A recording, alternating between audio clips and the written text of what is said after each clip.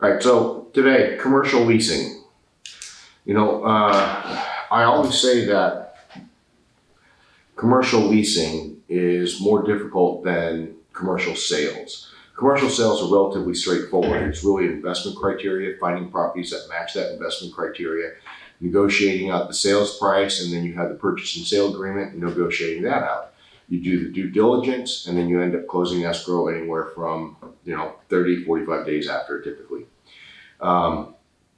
Straightforward process, and it actually shows that where think of it this way: a lot of times a purchase agreement will only be about 8 to 10 pages in length, and so then we start looking at commercial leasing. Now, commercial leasing is, I feel, a lot more difficult because not only are you looking for the right property that fits the right criteria, but it's also a little bit more personal in the sense that, especially if it's retail leasing, the location itself is extremely important to the client. But in addition to the rental rate, you're also going to be negotiating all the terms of the lease and really kind of planning for the future.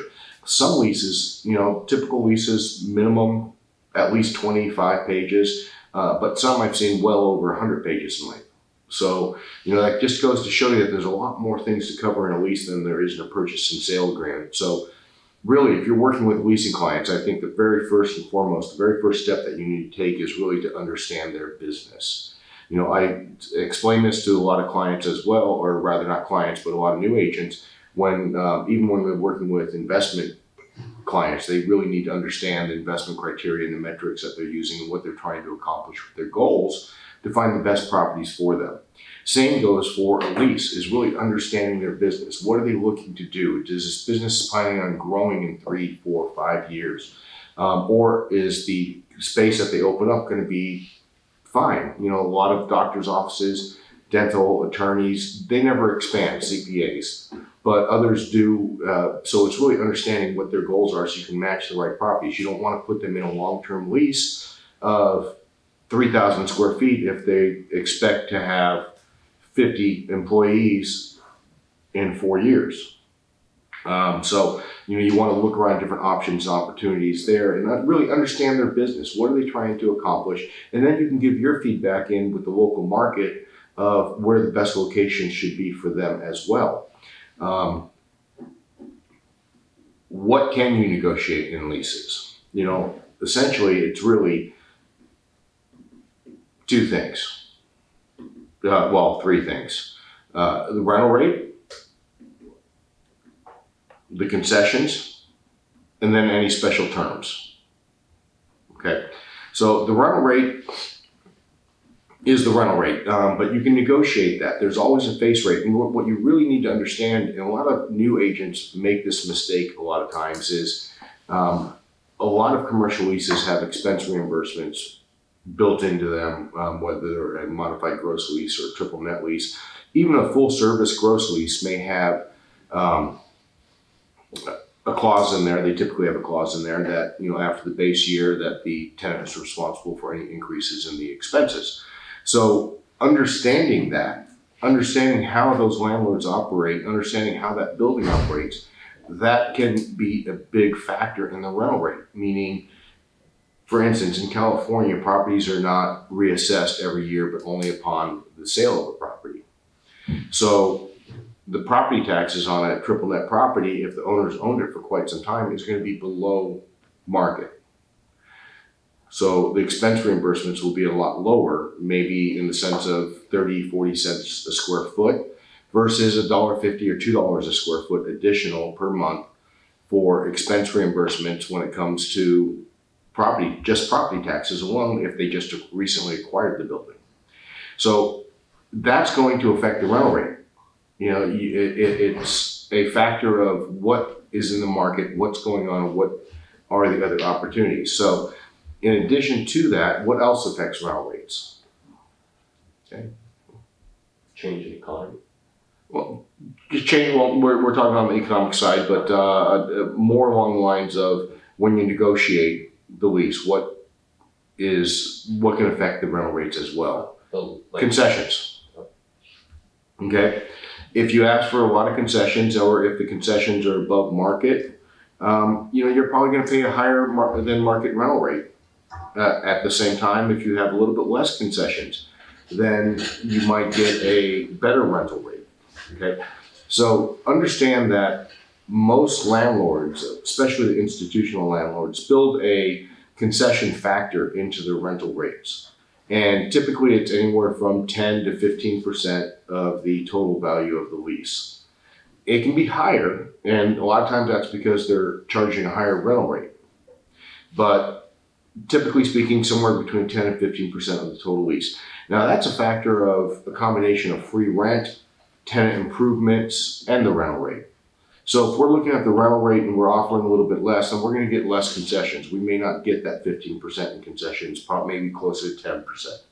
Understand also that landlords would rather give a free rent or tenant improvements for concessions than they would for rental rate, because the rental rate can affect the value of the property when it comes to refinancing or selling. So they'd rather give the concessions up front in the form of either a free rent or tenant improvements. Now, in some cases, especially new construction properties, sometimes those tenant improvements, they'll offer a lot more. So, in new construction properties, a lot of developers will build in a higher concession rate, understanding that the property that they're going to be giving or turning over is going to be relatively raw, and it's going to require a lot more build out. If it's an office building, then obviously there's no offices to save or reconfigure. They're going to have to do a full build out. So they understand that, so they built in a little bit higher concession rate, typically speaking, for newer construction. Okay, same goes on the retail side, and how that works into it as well. So understand that developers know this, but this is something you should be negotiating as well. Looking into what the concessions are in the marketplace, what you can offer and what you can get back in return. But to be able to do that, you really need to understand what all the other buildings are offering as well. So you have to be really localized when it comes to leasing of commercial real estate. Now, part of the negotiations on a lease, we talked about how you're planning for the future.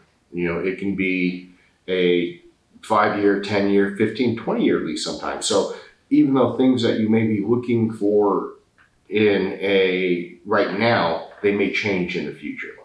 So, when you're planning long-term leases, if you're representing the landlord, some things to take into consideration is, insurance requirements. Are they going to be the same 15 years from now as they are today? Probably not. So maybe build in a clause in the lease that you can increase the requirements for the insurance, liability insurance, things like that the tenant may have to hold or take care of. In addition to that, we start looking at, are there any special needs for the tenant? Perhaps for instance, I have a client that uses therapy dogs. Therapy dogs are not ADA protected because they're not service animals, but they're therapy animals. So to ensure that she was able to use that in her business, we had to negotiate that as part of the lease, saying that the landlord authorizes the use of therapy dogs in the building during the business hours. So these are things that you really need to take into consideration. It goes back to what I said earlier. Understand your client's business, how they're operating, what their needs are, and then what you can negotiate and find for them. Lastly, want to talk a little bit about two things: contingencies, okay, and early outs. So contingencies. These are, many times the stars don't align in a sense that you have a property that may not be, it may be zoned for the use, but requires a CUP for that use or a conditional use permit. Or the use may be slightly different and they want to switch it over to a new use, and the city may be going away from that use, so they may be pushing back. In these instances, you want to build a contingency. So the contingency, typically during that time frame, the rent is free while the tenant is looking to get their permits for both build out as well as use. And then once they have the permits, the lease may start, and then the free rent will then kick in. But there's typically a time frame, and depending on the municipalities, it can be anywhere from 3 to 6 months in length for contingency, sometimes longer, but typically 3 to 6 months in length on a contingency basis. Understand that not all leases are going to require a contingency, and understand that that also weakens your offer if you're representing a tenant. So you only put one in if you absolutely need that contingency. Don't try and build one in for every lease that you do, only if it's actually needed and required because the tenant has to get either a CUP or a variance or something along those lines. When it comes to the next item, a little bit of a touchy subject is that,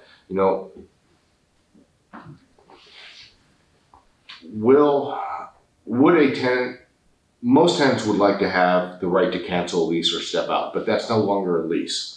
If you have a 5-year lease with an early termination clause at 3 years, well, it's really a 3-year lease with a option, so to speak, to continue for those 2 additional years. Understand then, from a landlord's perspective, unless there's a really good reason to have a cancellation clause or early termination clause in that lease, a landlord's going to look at it as, well, if this tenant's not really secure about their business and think it's going to be successful and just want to out, why should I take the risk of putting them in my building? So you're probably not going to even get that lease. You're going to be kicked out. Now, good reasons for a early termination clause. Number one, would be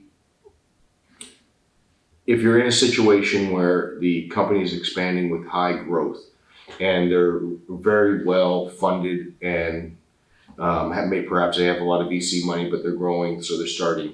What you're going to want to do is perhaps try and find a landlord that can accommodate them with larger space, but if not, maybe build out a termination clause. Especially in Atlanta, Los Angeles, anywhere where there's film that's being done. Understand that, making a movie is not a set time frame. We're going to start in January and end in December 3 years from now. It could take 2 years, it could take 3 years, it could take 4 years. So a lot of times what we'll do is build out a termination clause after a certain set time. We know it's going to take perhaps maybe at least 3 years, but it could take between 3 and 4. So you sign a 4-year lease with an early termination clause at the end of the 3rd year. Now, why would a landlord give an early termination clause? There's no reason for them to. The only reason is to make it worth their while, okay? And so to create a win-win situation. So you have a strong company that's coming in. And typically, most landlords are not going to give early termination clauses unless you are a large corporate guaranteed type structured tenant. So one of the reasons what you can do then is go in with your early termination clauses, like for instance, on that 4-year, perhaps it's a production company and then you negotiate a 4-year term, but they can cancel any time after the 3rd year with 30 days notice to the landlord.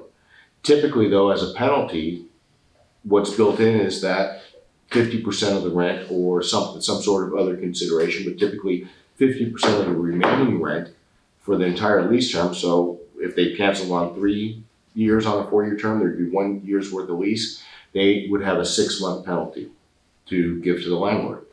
If they canceled halfway through that 3rd year, there's 6 months left of the lease, they would give a 3-month penalty. So the landlord is still getting and recouping a lot of the money. They can then release the property and go out and do that as well. But at the same time, it's a win-win because the tenant is able to cancel or terminate the lease with less payment than they would if they stayed for the entire term. There are some termination clauses in leases that are like under the single tenant net lease. Starbucks has early termination clauses. Chase Bank, a lot of the banks have early termination clauses. They typically don't have penalties. That is just a risk of doing business and having them as a tenant. And you want to kind of weigh that risk versus what they're building, what the space looks like, what rental rate you're getting, and if it makes sense. So overall, really what you need to do is understand the business of your client before you even move forward. And then you can start negotiating, finding spaces. Once you do find space, negotiate out, understanding what the market conditions are to figure out what rental rates and current concessions are, and put together a good proposal, and hopefully that should be able to get done. All right, so any questions on the leasing? No? No. All right, that's it for today.